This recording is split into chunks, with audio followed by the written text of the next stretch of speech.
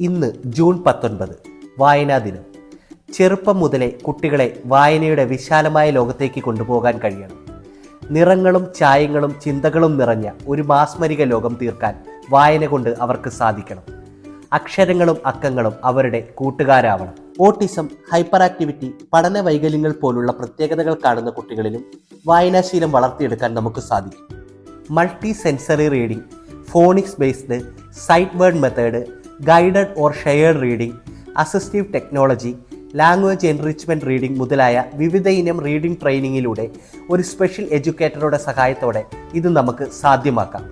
നമ്മുടെ കുഞ്ഞുമക്കളെ അക്ഷരങ്ങളുടെ ലോകത്തേക്ക് കൈപിടിച്ച് നടത്താം. Arya centre for child എംപവർമെന്റിലൂടെ.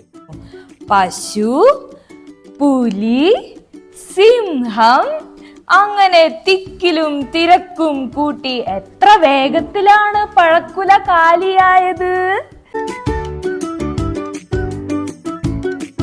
ദയവായി എനിക്കൊരു ആടിനെ വരച്ചു തരാമോ?